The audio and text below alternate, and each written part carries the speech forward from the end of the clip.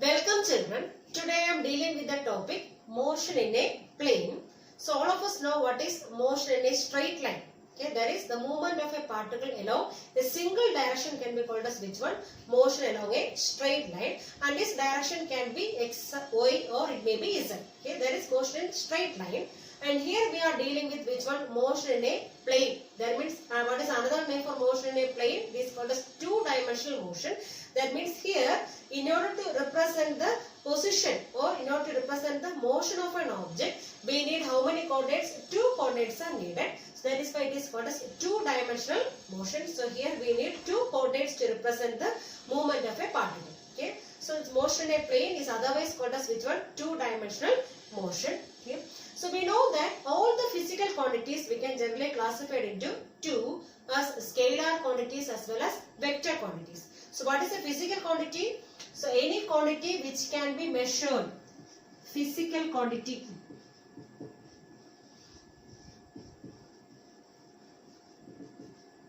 So any quantities which can be measured is called as physical quantities, and this physical quantity we can mainly classify into two as scalars, scalar quantity as well as vector quantity.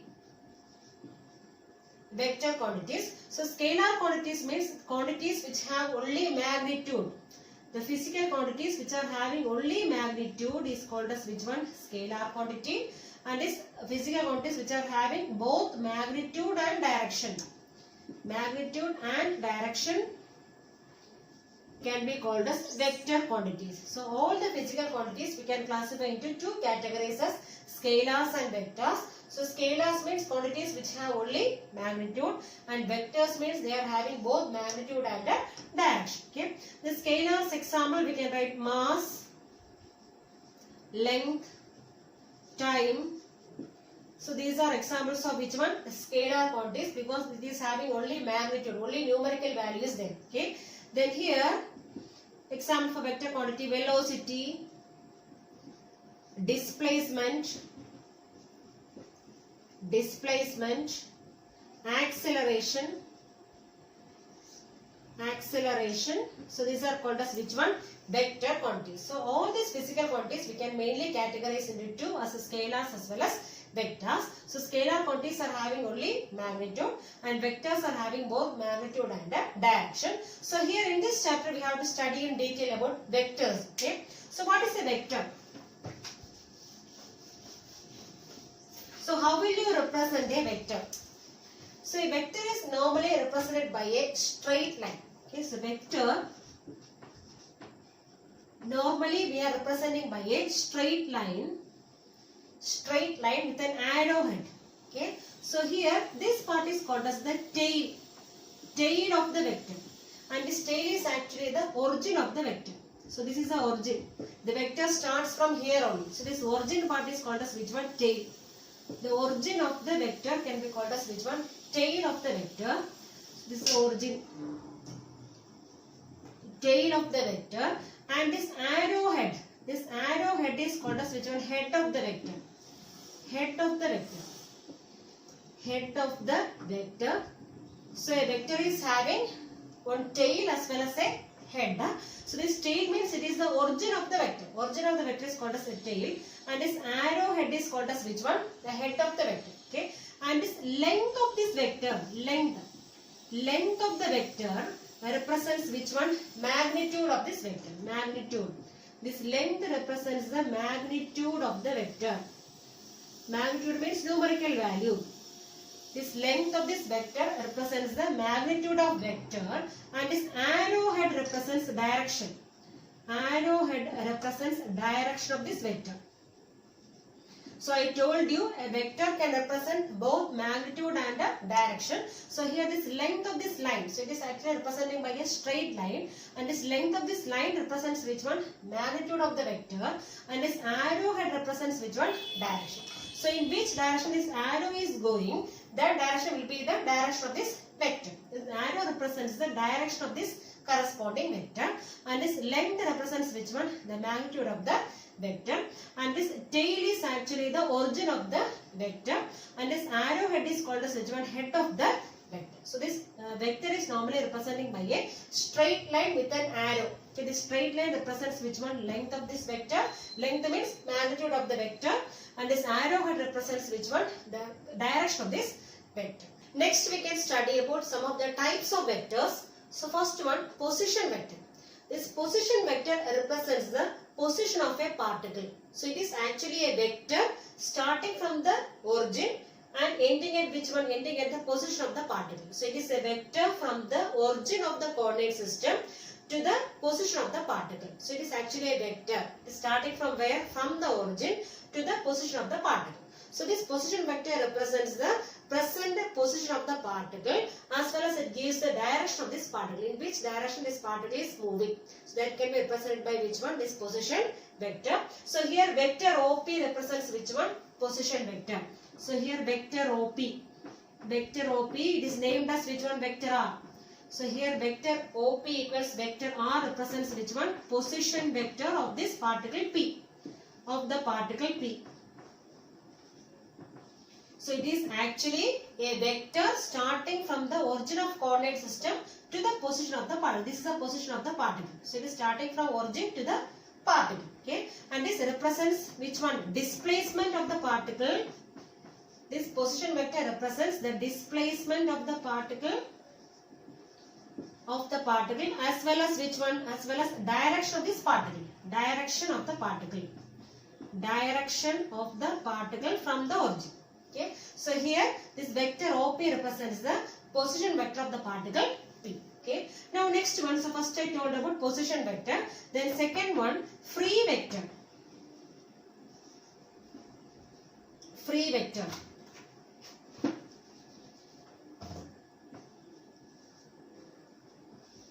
If the starting point of a vector is not fixed, that is called as which one? Free vector. So if the starting point of a vector is not fixed, it is called as which one? Free vector. And third one, fixed vector. Fixed vector. So fixed vector is just opposite of which one? This free vector. If the initial point or if the starting point of a vector is fixed, if the initial point of a vector is fixed, it is called as which one? Fixed vector. Okay. So free vector means if the initial point of the vector is not fixed, it is called as which one? Free vector. And if the initial point of this vector is fixed, it is called as which one? Fixed vector. Okay. Now fourth one, negative vector. Negative vector. So negative vector means a vector having the same magnitude but opposite direction of this given vector. Suppose we have a vector A. So we have a vector A. This is represented like this. So this is a vector A. Vector A. Then how will you draw the negative of this vector? So I am drawing another one vector having same magnitude as that of A. This vector is having same magnitude of which one? This vector A, but it is pointing in opposite directions. This is called as which one? Negative of vector A. So this negative of vector A is the vector having same magnitude but opposite in direction of which one? This given vector. So here this vector A is the given vector, and this negative vector A has the same magnitude of which one? This vector A, but what about direction? Direction is opposite. That is called as negative vector. Okay. So what about position vector? So it is a vector which represents the position of a particle from the origin. So it gives a displacement as well as direction of a particle. Then free vector means if the initial point, if the starting point of a vector is not fixed, it is called as which one? Free vector. So it is not fixed. Starting point is not fixed. Not fixed means it is called as which one? Free vector. Then fixed vector means if the starting point, if the initial point of a vector is fixed, it is called as which one? Fixed vector. The next one is negative vector. That is a vector having same magnitude but opposite in direction of this given vector can be called as which one? Negative vector. Okay. Next is equal vectors. Two vectors are said to be equal if they have same magnitude and same direction. So magnitude as well as direction both are same, then it is called as which one? Equal vectors. Okay, so here magnitude means length is same as well as arrows are also in same direction. So both the vectors are having same magnitude and same direction, then they are said to be equal vectors. So here vector A and vector B are equal since magnitude as well as direction both are same. Okay. So next one is co-initial vectors. If two or more vectors are starting from a common point. So here this O is a common point. So from the common point, two vectors are starting. So this is called as co-initial. Starting point is same. Okay. If two or more vectors are starting from a common point, that is called as which one? Co-initial vectors. Initial point is same. If initial point is same for two or more vectors, that vectors are called as which one? Co-initial vectors. Next one is collinear vector. So collinear vectors means vectors which are acting along the same line. Along the same line. So here two vectors are there. Vector OA and vector OB.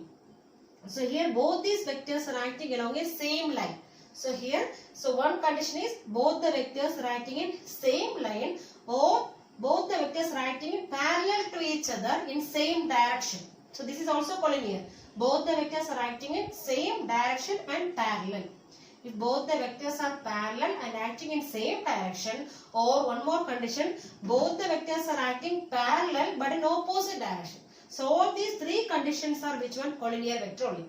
That means the vectors which are acting along the same direction or in parallel, or both the vectors are parallel and acting in same direction, or both the vectors are acting parallel but in opposite direction. So these all can be called as which one? Collinear vectors. So vectors that are acting along the same line or parallel to each other in acting in same direction, or anti-parallel to each other and acting in same direction. And these three conditions can be called as which one? Collinear vectors. Anyway, this vector should be parallel. Otherwise, they will be acting in same line itself. So both the vectors are acting in same line, or it may be parallel, or it may be anti-parallel also. Okay, that is called as collinear vector. The next one is coplanar vectors. If two or more vectors are in same plane, if two or more vectors are in the same plane, then it is called as which one? Coplanar vectors. That is the eighth one. Coplanar means in same plane. If two or more vectors are in the same plane, it is called as coplanar vectors. The next one is concurrent vectors. If two or more vectors are acting at a common point. So here I told you it is starting from a common point. If two or more vectors are starting from a common point, it is called as which one? Co-initial vectors. So here two or more vectors are acting towards a common point. So here vector A, vector B and vector C is acting towards a common point. Then it is called as which one? Concurrent vectors. So all these three vectors are acting to a common point. That is called as which one? Concurrent vector. Next is unit vector. A vector having magnitude 1. This unit vector is having a magnitude 1. So if a vector is having magnitude 1, it is called as which one? Unit vector. And this unit vector is normally used to represent the direction of a given vector. Okay, represents the direction. Direction. Unit vector represents the direction of a given vector. Direction of a given vector. Suppose we have a vector A. Vector A, and this direction of this vector A can be represented by which one? Unit vector. Okay, this unit vector we are representing as A cap. So this A cap is the unit vector in the direction of which one? Vector A. A cap. This cap indicates unit vector. This A cap is the unit vector in the direction of which one? Vector A. And this can be found out using which formula? A cap equals vector A divided by modulus of vector A. So this is the formula for unit vector. Suppose we have another one vector B. Vector B, and if we want to find the unit vector along which one? This vector B. So we can write as B vector, B cap.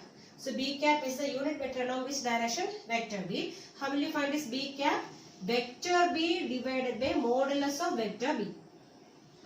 Similarly, we have another one vector C. So if we want to find the unit vector along which one? Vector C. So we can write as C cap. C cap equals vector C divided by modulus of vector C. So this is the formula to find which one? Unit vectors. This unit vector mainly represented by cap. A cap, B cap, C cap, and this unit vectors mainly represent the direction of a given vector. Okay. And in X, Y, Z axis, X, Y, Z axis, the unit vector along X axis is normally represented as I cap.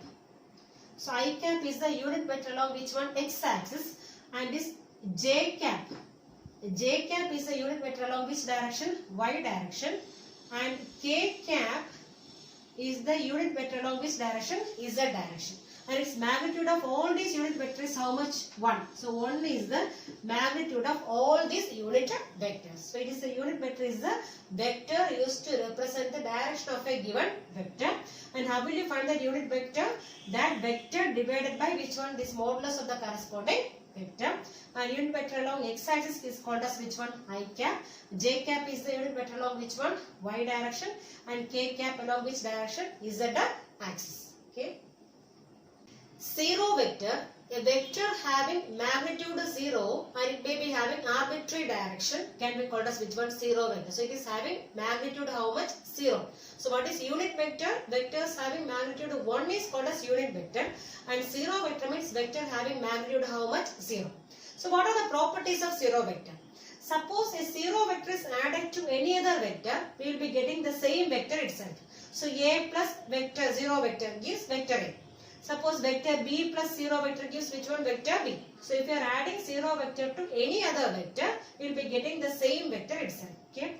Now next one, if 0 vector is multiplied to any real number. So if you are multiplying the 0 vector with any real number, here this lambda is a real number. So we are multiplying the 0 vector by a real number. We are getting which quantity only? We are getting a 0 vector. Similarly, any vector multiplied by 0. So any vector, so this a is any vector multiplied by 0 will give which one? 0 vector. Suppose we have another one vector, vector b. So vector b into 0 will give which one? 0 vector. Vector c into 0 will give which one? 0 vector. Now next one, suppose lambda and mu are two non-zero different real numbers. Lambda and mu are two non-zero, they are not zeros. Non-zero different real numbers. Then lambda into vector a is equal to mu into vector b. This equation is possible only when vector a and vector b are zero vectors. But condition is there. What is the condition? This lambda and mu are different non-zero. It is not zero. Different non-zero real numbers. Then this lambda into vector a equals mu into vector b. This equation is possible only when vector a and vector b are which one? Zero vectors. These are the properties of which one? Zero vector. Now some examples of zero vector. First one, position vector of a particle at origin. Suppose one particle is at the origin. So how will you draw this position vector? So we are drawing this vector from the origin.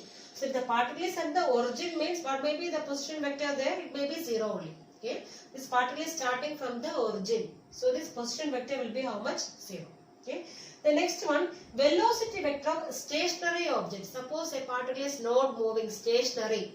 So what about the velocity vector of that particle? Because there is no velocity. Since the particle is not moving, there may not be any velocity. Then what is the velocity vector there? It may be a 0 vector.